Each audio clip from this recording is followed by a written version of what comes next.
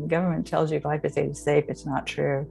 You really need to watch out for it. You need to watch out for it in your local environment, in the air, in the water, and especially in the food, to minimize your glyphosate exposure by being very careful about what you eat.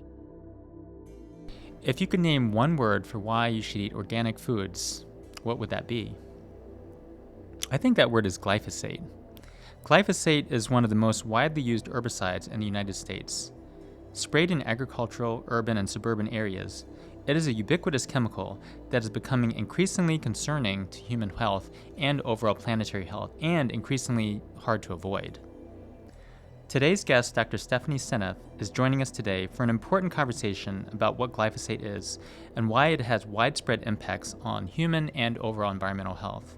And I believe today's conversation is one of the most important podcasts that we have taped. Dr. Seneff is Senior Research Scientist at the MIT Computer Science and Artificial Intelligence Laboratory. For over 3 decades, her research interests have always been at the intersection of biology and computation. In recent years, Dr. Seneff has focused her research interests back towards biology, concentrating mainly on the relationship between nutrition and health.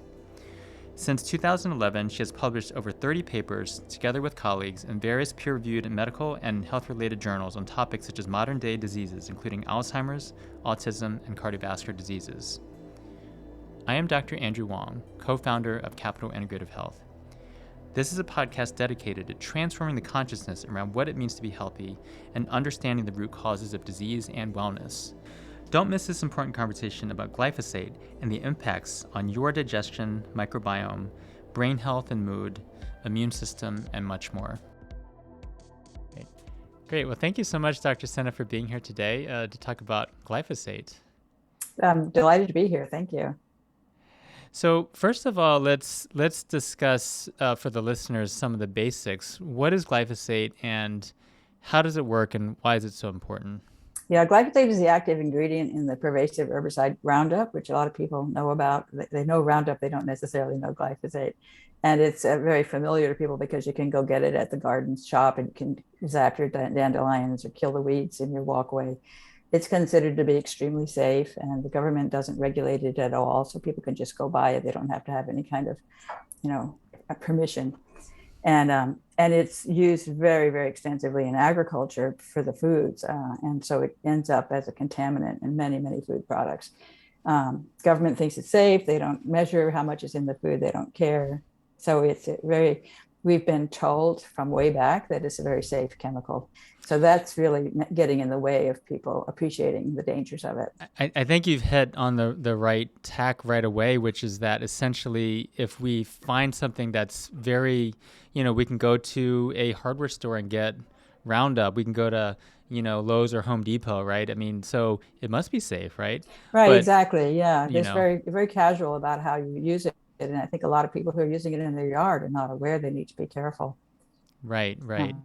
And then, we know that, it's being used as a herbicide, but essentially I think what you say in your book too is that there's a lot of pervasive and multi-systemic, from a functional approach, sort of effects on both human health, but also it sounds like the health of all creatures. Right, the ecosystem is really being messed up by glyphosate, in my opinion. So let's kind of take a deeper dive now into how glyphosate affects the human body, especially with the shikimate pathway. I think that's a good place to start. That is a good place to start, yes. And that is the pathway that it disrupts in the plants. All plants have the shikimate biological pathway. And there's a particular enzyme in the pathway called EPSP synthase.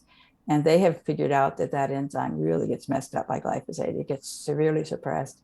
And that causes huge problems for the plant because it depends upon the pathway to produce the aromatic amino acids. Those are 3 of the coding amino acids of the famous DNA code that assemble into proteins. And they're also precursors to a lot of other really important biological molecules in the plant, but also in the human. So what happens with us is that our gut microbes have that pathway, they have that enzyme, and they're affected by glyphosate when it's in our food or in our water or even in our air. And the microbes that are harmed by it, so they become sick, but they also, that pathway in particular is disrupted. And so there are many things that the microbes do for the host that depend on that pathway. And so we become deficient in a lot of really critical nutrients and biologically active molecules. And in particular, for example, those aromatic amino acids are precursors to the neurotransmitters, dopamine, serotonin, melatonin, and also they're converted into melanin, the skin tanning agent, and also thyroid hormone and several B vitamins. So there's a whole bunch of really important biologically active molecules that are going to be suppressed, will be less available because of the effect of glyphosate on the plants as well as on the microbes in our gut. So glyphosate is really affecting both the microbiome in our bodies, Mm-hmm. as well as human cells. In addition to the microbiome, is that right? Well, because the human cells depend upon the microbiome to produce these indirectly. aromatic amino Okay, acids, got then it. then they become Right. everything that comes from them becomes deficient.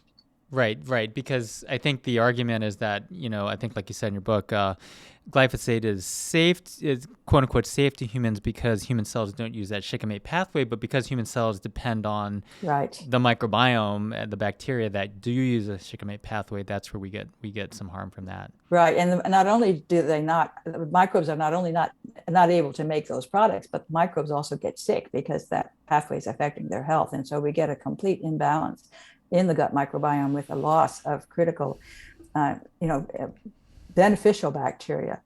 Lactobacillus and bifidobacteria in particular are hit hard by glyphosate, and You're this saying that allows glyphosate pathogens. preferentially affects the Those beneficial microbes, microbes? yes. Well, those two in particular, those two Hmm. classes, the lactobacillus and the bifidobacteria, are really important, especially in the infant gut. The infant gut should be dominated by lactobacillus, but it gets so hurt by the glyphosate that other microbes get a chance to proliferate and become more dominant.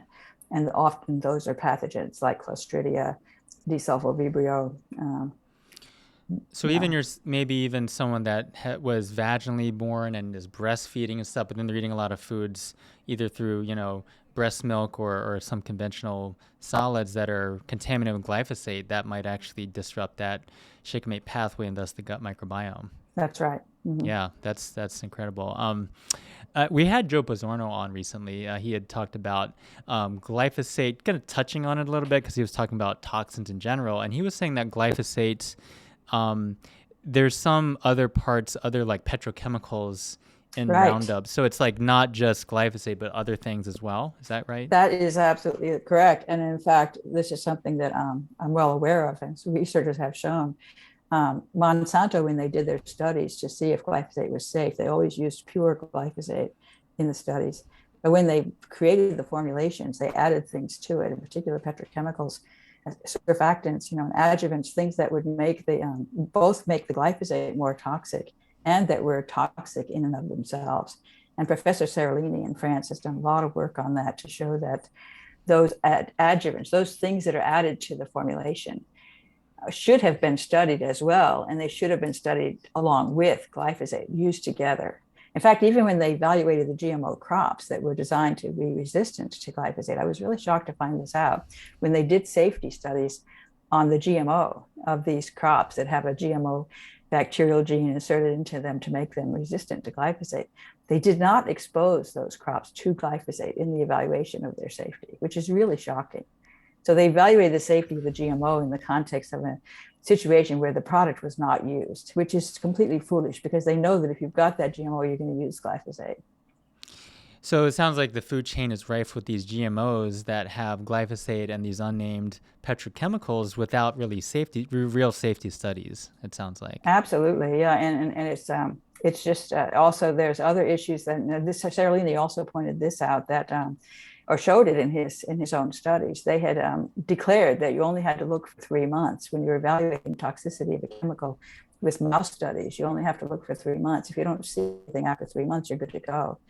And he repeated the study that Monsanto had done, exactly the same study, only he kept going after 3 months. And by 3 months, he wasn't seeing any real evidence of harm. Trouble started appearing after 4 months.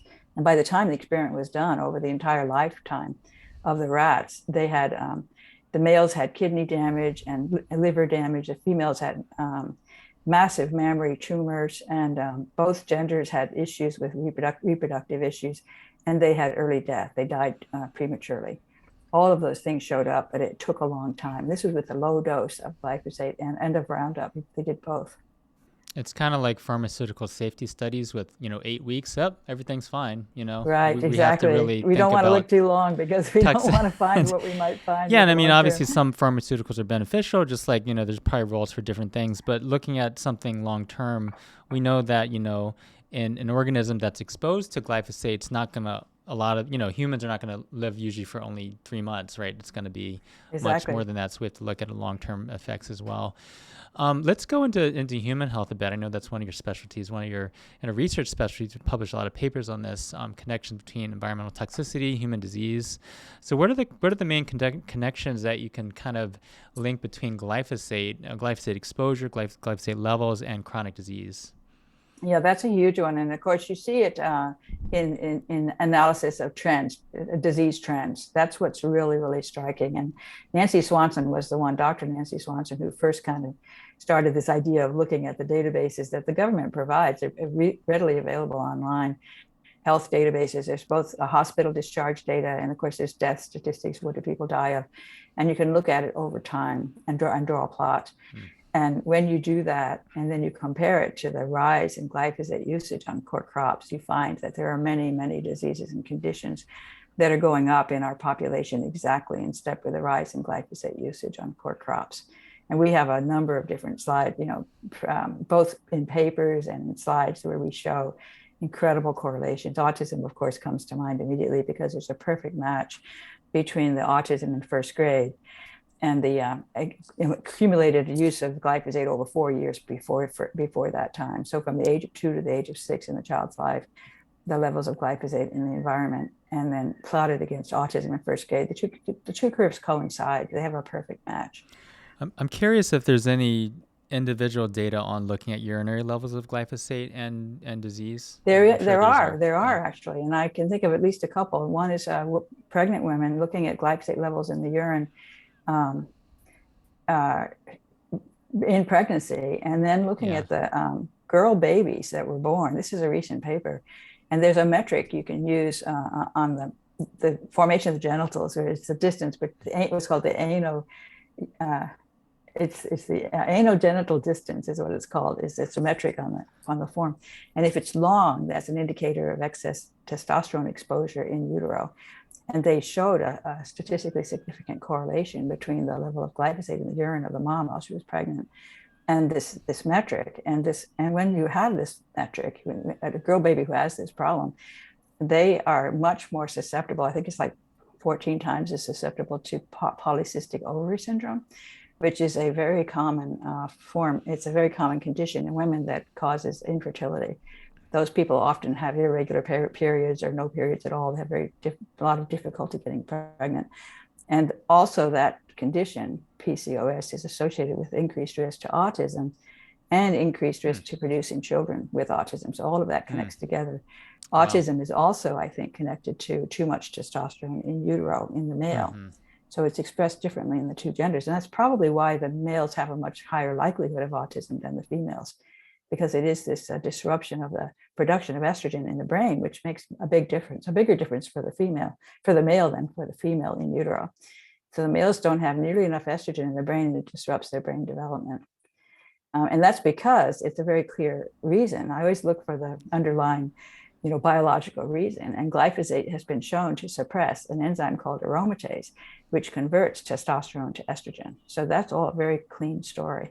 And there's another study that showed urinary levels of glyphosate correlated with liver disease. This was fatty liver disease. And the ones who had the disease versus didn't have the disease, there was a statistically significant difference in the levels of glyphosate in the urine. And among those who had the disease, the ones who had more severe disease had more glyphosate than the ones who had a more benign case. So that was, again, clear evidence that glyphosate was linked to this fatty liver disease. So just a brief public service announcement for those of you who just listened to the glyphosate being a possible aromatase inhibitor. All the bodybuilders out there, don't take glyphosate just to boost your testosterone. That'd be the worst thing, right? Right, I know. EDC, endocrine disrupting chemical. I think a big topic, we talk about a lot in functional medicine, functional nutrition, etc. Just root cause medicine overall is leaky gut, right? And we talk about the gut Yes, permeability. absolutely. Are we absorbing nutrients and things like that? Does glyphosate cause leaky gut as well? Yes, it does, and absolutely. And in fact, there are studies, peer-reviewed studies that have shown that. Zach Bush is a Zach Bush, yes. right. He's an author on these multiple studies where they showed experimentally, I think in rats, that the glyphosate disrupted the gut barrier. It increased the expression of an enzyme called zonulin, and Yeah. zonulin causes this response that involves a leaky gut So barrier. I want to get back to Zach Bush once we get into possible therapeutics for this, but it sounds like there could be something there. What about other conditions? I think we think about certainly brain issues, brain fog, cognitive decline, depression, anxiety. Any links there between glyphosate and those Absolutely. conditions? I think it's quite clear. And there's, again, studies coming out, even in mice and rats, they've shown that glyphosate exposure causes depression-like symptoms in the mice. And again, not very high doses. Low doses of glyphosate can cause depression.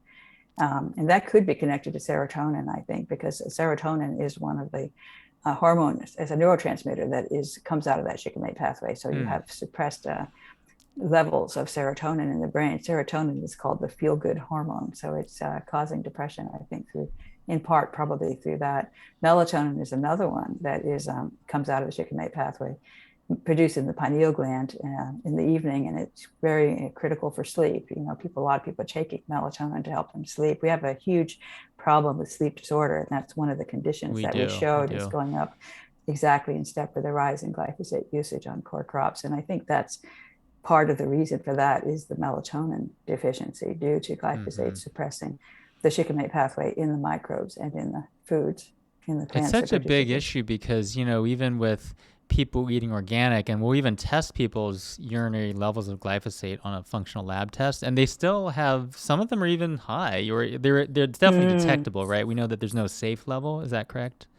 No, I don't think there's any safe level. In fact, there's some evidence that lower doses are more toxic than higher doses, and that's because of this whole effective endocrine disruptor. It's become well known that toxic chemicals that act as endocrine disruptors are more toxic at low doses because it's at those low doses that they can pretend to be some kind of an endocrine signal, and you get these incorrect endocrine responses, and so the hormones get all messed up. And I think, and glyphosate is very clearly an endocrine disruptor. It's become very clear actually in recent studies. And I if, think, if the level is too high, so if the level is too high, that would provide some negative feedback to the system to yeah, I don't know. I maybe think create more. I think it has to do with the fact that at the low levels, it imitates the appropriate concentration to be effective as Got it. binding to the receptors and doing its thing. Whereas if Yeah. there's too much, it maybe that doesn't work correctly anymore. I think it's at the levels that are appropriate for an endocrine Fits into the signal. parking space on Yeah, docking on the exactly. It receptor. becomes a Got it. signal. It's quite interesting and it's Yeah. quite Yeah. surprising. You wouldn't think of that offhand. You wouldn't believe it, but it turns out to be true and Yeah. plastics have that property too. Got it. Um, Wow. Let's get into the rabbit hole. I think maybe some of the listeners want want to talk about immune system health and COVID-19. We're taping this in 2022, so we're still in yes. your third year This, now of the pandemic. But what are your thoughts there? oh man, I really think so. I think glyphosate Yeah. is a major player in COVID-19. And you see the countries that are having trouble controlling COVID-19. In Hmm. many cases, are countries that make high use of glyphosate, and in particular, countries that are advanced in the area of biofuels. I really think biofuels are playing a role, and I'm quite fascinated by that possibility. More research needs to be done, and most people kind of dismiss it as being impossible, but there's growing evidence, in my opinion, that what I'm thinking is happening is that there's glyphosate in the air in cities where they are promoting biofuels, and they're getting those biofuels from crops that are heavily exposed to glyphosate. Okay. And Okay. it's quite interesting. And in fact, I really focused on New York City. Back when the pandemic first started, I got interested in this idea. And as you may remember, it was Wuhan, and then it was Northern Italy, and then it was New York City. That was kind of Hmm. where the pandemic started. And New York City, of course, has international travel. So there's lots of stuff coming in that's going to bring the virus into the city. I will certainly admit that. And it's crowded. So there's a lot of reasons why you might expect that it would catch on there. But I think there may be a further factor having to do with glyphosate and biofuels. And New York State and New York City have been leaders in the biofuel industry. And in fact, New York City was, I think, at the time, the only city in the world, as far as I could tell, that required 5% biodiesel in home heating oil. And home heating oil in New England really is if you look at the country, New England is the part of the country that has a lot of homes that are still heated by this home heating oil. And New York City, I just looked this up, and New York State they're very enthusiastic about this. And now they've required it over the whole state, 5%. And they're pushing that level up. I think they're thinking of like 25% by 2030, something like that. They want to encourage more and more use of these bio home heating oil. So just in general, Dr. Seneff, would glyphosate be immunosuppressive, or kind of what does it do in general to the immune system? Yeah, it does a lot of things to the immune system. And I have a whole chapter on the immune system. It's quite interesting. I really did a lot of studying of the immune system when I was doing my research for my book. Yeah. And part of it is theoretical as far as what I see, but certainly the mitochondria are being attacked by glyphosate. There's no question about that. There's several studies that have shown that glyphosate causes mitochondrial damage. And the mitochondria are the workhorses of the cell that produce the energy. They produce the ATP. And so when the immune cells have sick mitochondria, they can't fight disease. That's one thing. But I think another factor that's extremely interesting to me, and I wrote about it in the book, is the possibility that glyphosate's getting into proteins by mistake in place of glycine, in place of the coding amino acid glycine. That there's a lot of evidence to support that, both from Monsanto's own studies on how glyphosate affects the shikimate pathway, but also from many other different dimensions, showing that. And I actually developed what I call a glyphosate susceptibility motif, that I predicted certain proteins that have this characteristic would have more susceptibility to glyphosate than other proteins.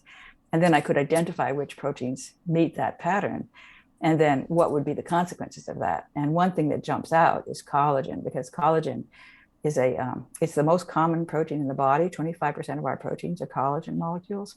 And it has this long sequence of GXY, where every third amino acid is a glycine. So it has tremendous opportunity for glyphosate to substitute for glycine.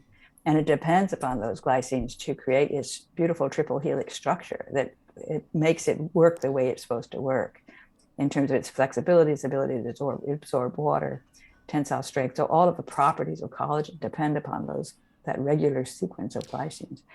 So I think the collagen is getting messed up, and collagen there's something called a collagen-like stalk that's in a lot of these.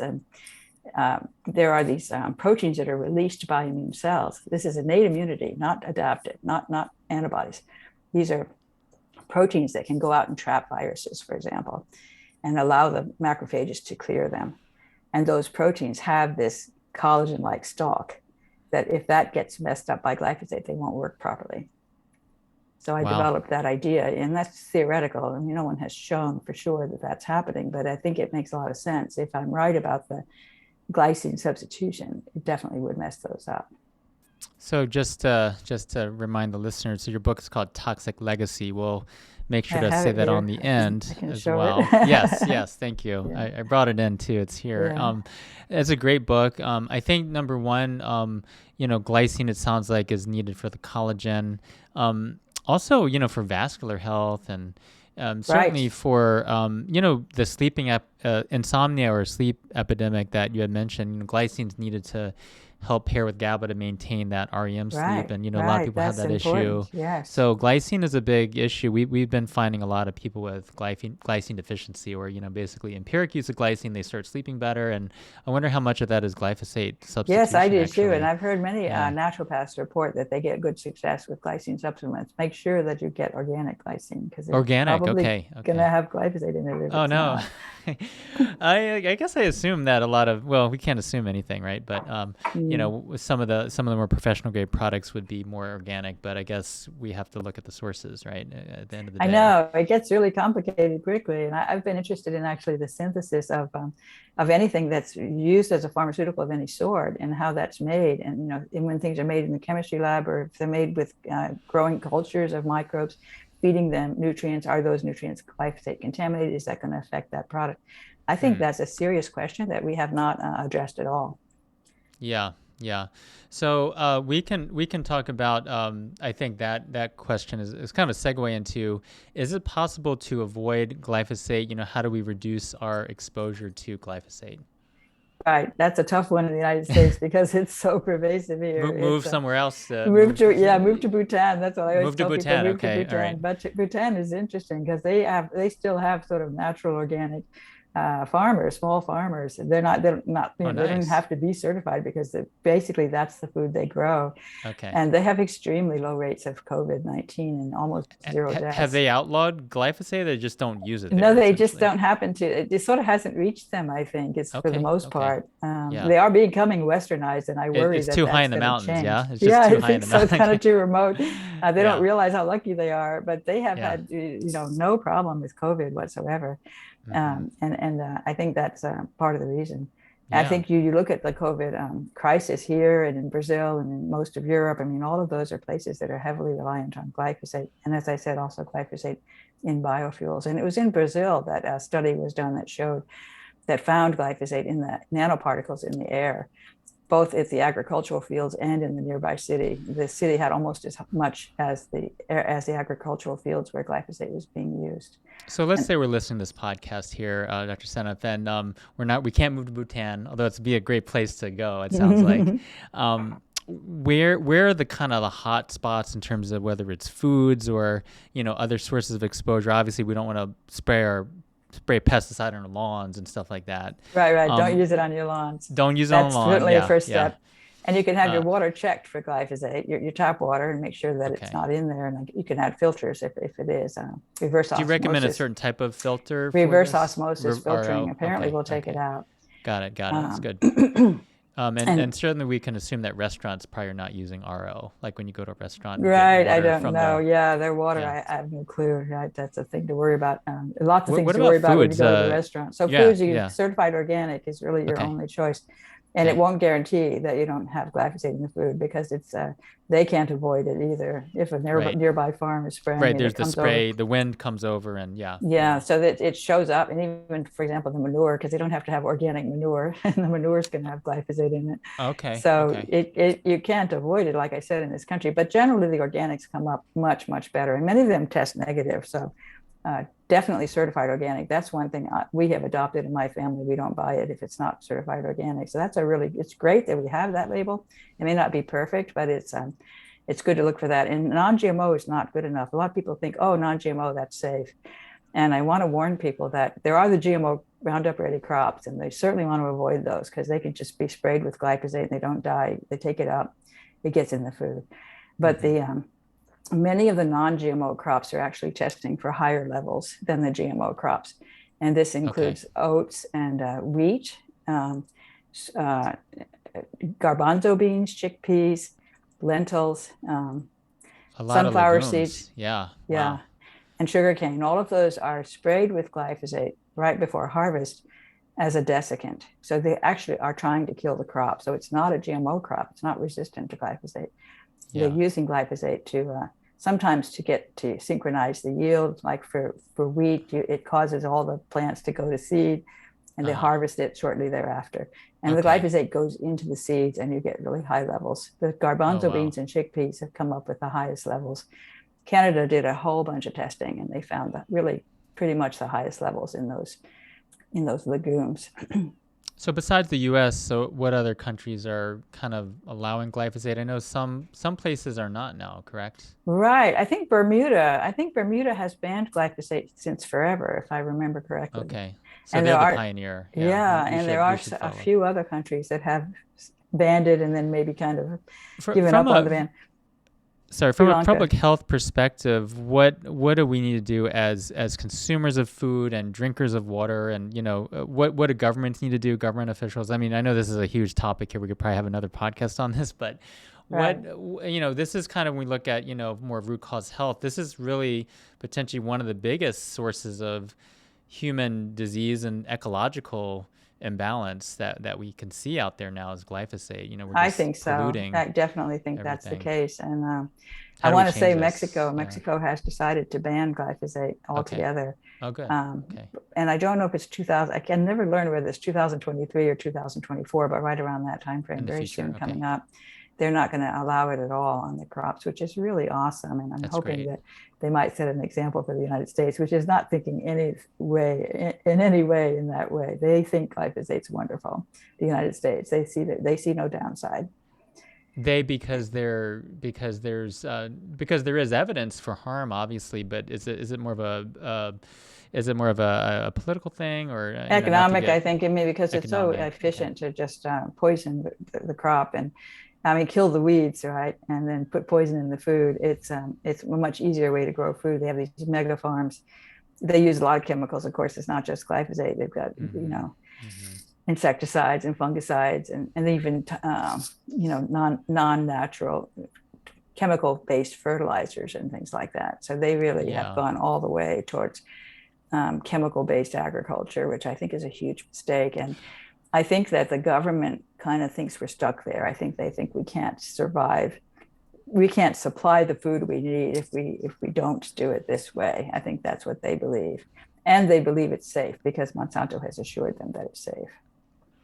Do you think there will be currently now or in the future studies on regenerative agriculture and the economic feasibility of that? Absolutely. And that's where I'm very excited about the work that's being done by many people across the country and across the world. I think that there's a growing interest in the whole concept of, I mean, one thing is how to revitalize the soil because glyphosate really messes up the soil. Every year you use it, the soil suffers and Yeah. you lose the minerals and the microbes in the soil get disrupted, and there's impaired ability for the plants to take up the minerals.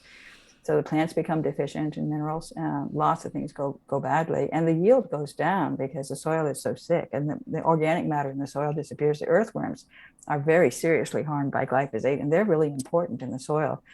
They play an important role in many ways, the earthworms, and they're getting clobbered by the glyphosate. So we're really once you take away the glyphosate, then you've got to fix the soil before it's going to produce the kind of yield that you would like to see.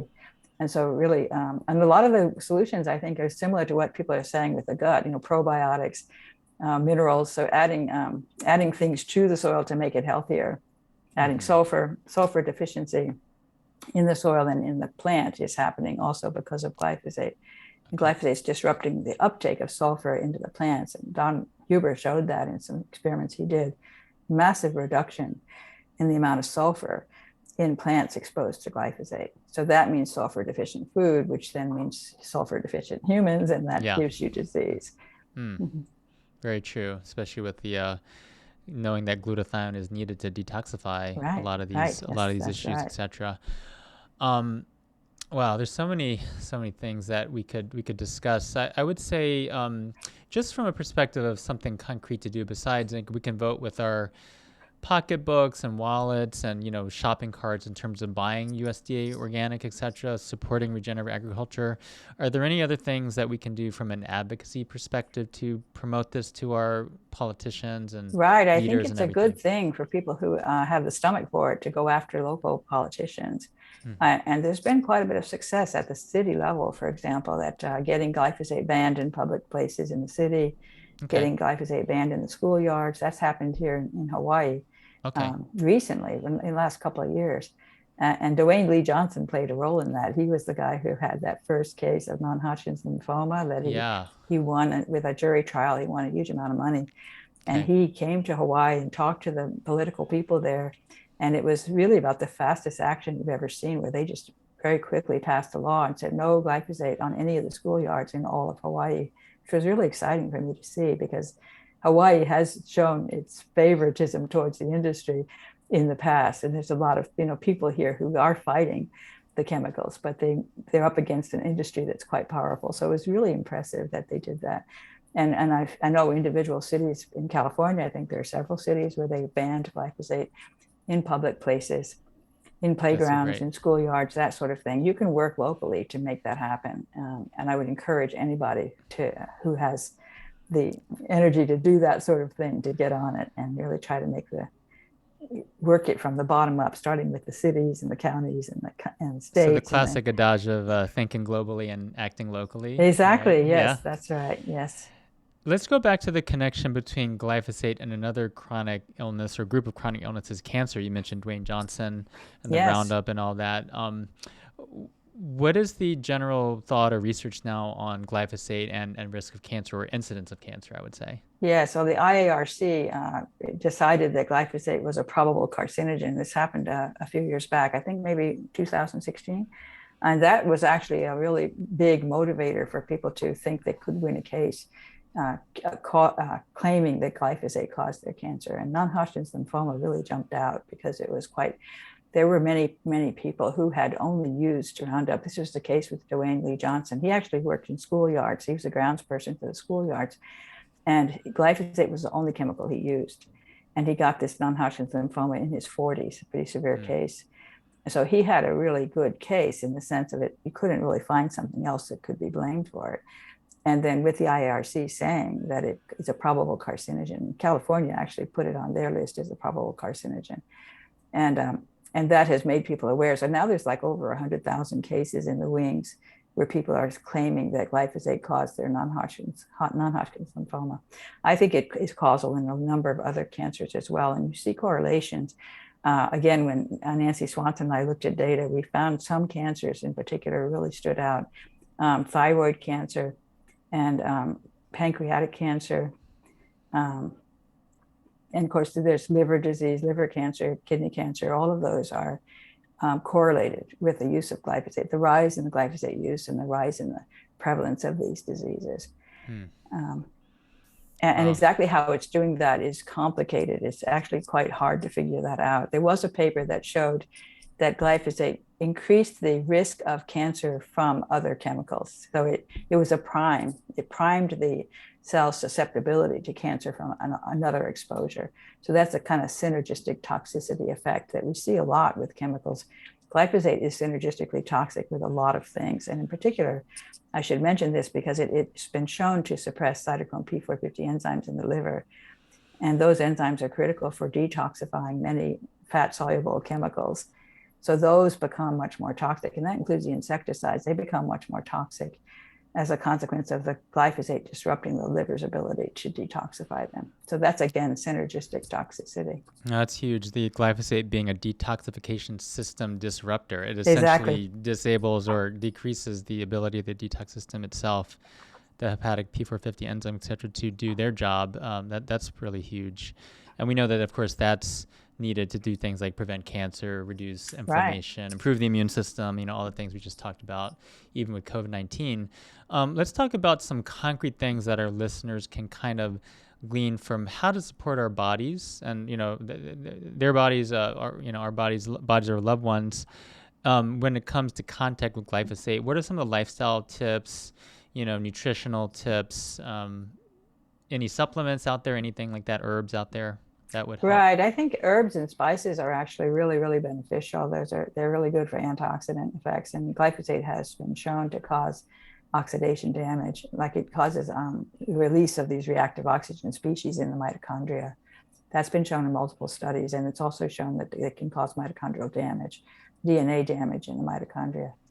Okay. And which is a direct path towards cancer also. So cellular and mitochondrial damage. Yeah, right. They disrupt the mitochondria. They actually suppress critical enzymes in the mitochondria. That's one thing I talked about in my book. Succinate dehydrogenase is a really big one.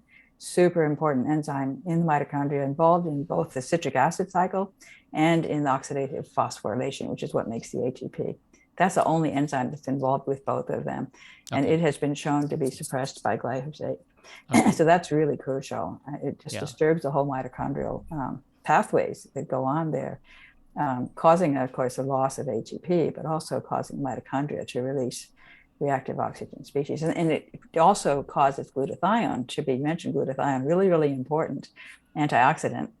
And they've shown in studies that it causes it to be oxidized. So it's not in the reduced form, which is the form that makes it beneficial. It gets stuck in the oxidized form, probably because it disrupts the enzyme that brings it back to the reduced form.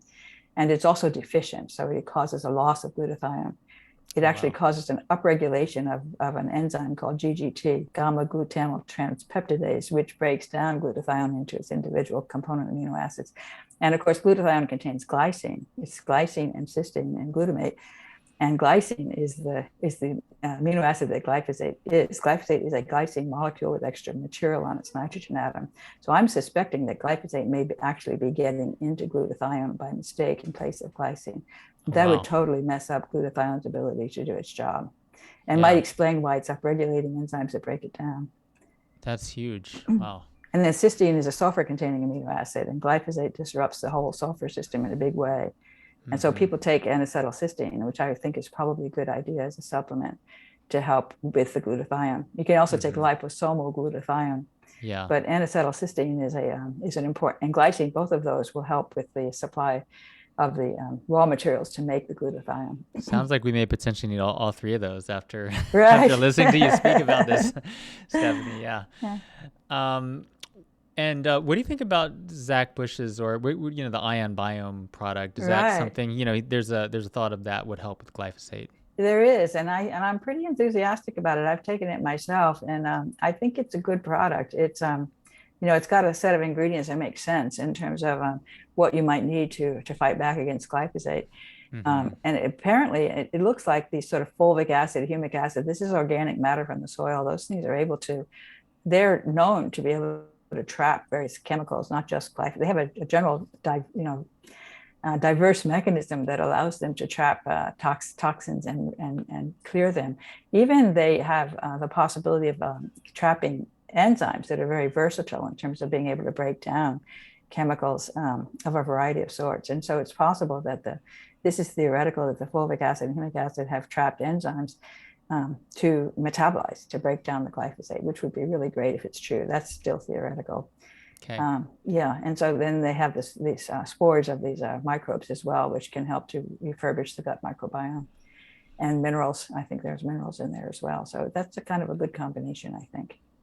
Nice. Well, thank you so much for this enlightening conversation about glyphosate. Definitely everyone check out Dr. Seneff's book, Toxic Legacy. Dr. Seneff, we have one question about just in general thoughts about a final thing you wish everyone would know about glyphosate. I think any like take home message, for listeners. Yeah. Yeah, wow. I mean, I think they just need to be aware that it's alive, and the government tells you glyphosate is safe. It's not true. You really need to watch out for it. You need to watch out for it in your local environment, in the air, in the water, and especially in the food, to minimize your glyphosate exposure by being very careful about what you eat. And if people can't afford organic, are we talking about like Clean 15 Dirty Dozen, trying to find some of Yeah, but that? that's actually Clean 15. I don't think is based on the glyphosate. From what I've seen that the corn has been listed as one of the Clean 15, if my memory serves me right. Okay. Which makes no sense because corn is a GMO Roundup Ready food. So I think they're ignoring glyphosate in deciding. That's probably mostly based on insecticides rather than herbicides. Okay. Because they think glyphosate's safe, so they're not. So people on a budget, let's say, like, maybe they're wondering, can I afford this organic everything? What's the solution? If there is a solution, grow your own food in your backyard. Grow your own food, yeah. Get some soil. It's tough. I realize it's tough, and of course, food prices are going through the roof, and I suspect organic is probably going up even faster than non-organic. There's an increasing demand for organic, and you can see it flying off the shelves. I often go to the grocery store, and they'll have the vegetables that are organic, and there's practically nothing left. And then the other ones over there that are not organic, they're still plentiful. So you really can see that. Now in Hawaii, you live in Hawaii, are there some victory gardens or, something where people can grow their own food? If they don't have their own plot of land, they can go to a public place and get there is plot. that kind of system here. Yeah. And of course you can also go directly to your farmer. Like we have our favorite farmer, and we make our order online. And this is really great. I think this direct farm to table type of concept, I really would encourage the farming system to think in terms of small family farms, a web page presence, and then they just people order online and then they just come and pick it up. I think that's a great system. Yeah. And of course cooperatives as well, but I think it's just really super to kind of get rid of the middleman, and that will save the price too. That'll lower the price. benefits lower both the the farmer and the price, consumer. right? Improve health, bring the food production back to Yes, local local level. I think areas, that's right? really It's important. And good that for would the be one environment. one way to help if you do live Hmm. near farmers, to really get to know those farmers and to buy directly from them if that's possible. Is great. And of course, even if they don't, some of the farmers are so small they can't afford the whole process of the certified organic label, but they don't use chemicals, and they can tell you that. And so if you have a trusted farmer, you don't necessarily have to buy certified organic. I think I like to encourage those small farmers. So I feel bad that they don't necessarily have that label, only because they can't afford the process, The not price, because yeah. they're not practicing organic. That's really a shame. The government should fix that. The government should allow a small farmer to get the certified organic label for free, I That's a think, great without point. charge. Yeah. So that would be That's a helpful. I great think the point. government should be encouraging every which way they should be encouraging people to think in terms of buying a plot of land and becoming a small farmer, growing organic food. I think we really have to be pushing that idea out to the young people to get them engaged in farming again, Yeah. because we've just really lost touch with the land. We People need to are get back to the land, the soil. It sounds like we need to do our own research, but also become farmers ourselves. Yeah, to right. I'm some almost degree. thinking that it's almost the only Yeah, safe way. And of course, with food security is an issue now too, with all these food yeah, shortages. If you right, have your own farm, you don't have to worry as much about food security. right. Well, thank you so much, Dr. Seneff, again for being on. We have some fun closing questions to ask our guests, if Okay. that's okay.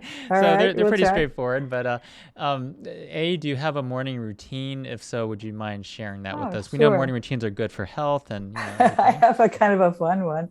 I get up, and usually I've got dishes from last night. So I do the dishes while I'm making my coffee.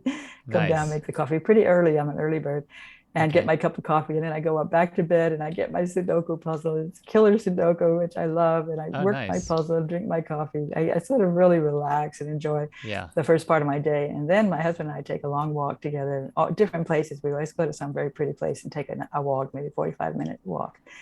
And then if I'm lucky, I come back and take a dip in the pool. So that's kind of a really nice start That's amazing. And of my Hawaii is the day. And best then I place settle for into that. working hard. So after that, I'm working hard. But I do allow myself that luxury of a lovely morning routine. And I don't eat breakfast besides coffee. So I start my meal with lunch. What do you do every day to cultivate joy? I mean, it sounds like there's a lot of things you do, but that's another question that we typically Cultivate ask. joy. Yeah. I mean, I Yeah. certainly that morning routine is pretty happy. It's pretty happy. Yeah. Yeah. Yeah. And of Gotta course, do my it. husband and I are really close. So we're very fortunate that we have each Yeah. other, Yeah. Yeah. especially in COVID, because you can Yeah. get lonely. So we're Right. very Right. supportive of each other. Awesome. And yeah. Thank you. Well, Dr. Seneff, and again, our book is Toxic Legacy. It's available online and I'm sure in like bookstores and everything. How can listeners learn more about you and contact you? Yeah, I have a webpage, stephanieseneff.net, so you can check that out. And it has my links to where you can buy my book. Yeah. Amazon, of course, but many other booksellers also sell it, including the Are you on Chelsea like Green. Instagram or those I'm kind of sites on. as well? I'm actually on Twitter.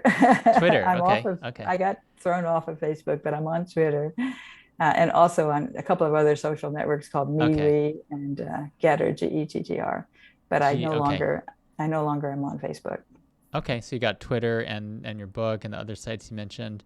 Well, thank you so much. This is very valuable information. I think this is going to take us down, hopefully, a path where we all become farmers and all become I know. I really tell more young people you should be a farmer. looking at And this. it can be Yeah. a very interesting job with respect to trying to figure out how to grow food safely Mm-hmm. and cheaply, and really paying attention to how to make farming work, which is a research problem. So it becomes quite an interesting job, I think, in terms of scientific research, especially like how to renew the soil that's broken by all the years of toxic chemical exposures, how to fix it. That's a research problem, and we desperately need the answer to that problem. It sounds like renewing the earth is going to also renew our own health. Yeah. I Right, mean, basically. exactly. So And it's it's all probably going to help connected. climate change as well. So there's Yeah. nothing not to like about that. You can Yeah. really feel good about yourself if you're working in that space. Thank you. Thank you, Stephanie, again for being on and enjoy the walks out in Kauai there. I will. Thank you. All right. I'll see you later. Bye Thank you. bye. Thank you for taking the time to listen to us today. If you enjoyed this conversation, please take a moment to leave us a review. It helps our podcast to reach more listeners. Don't forget to subscribe so you don't miss our next episodes and conversations. And thank you so much again for being with us.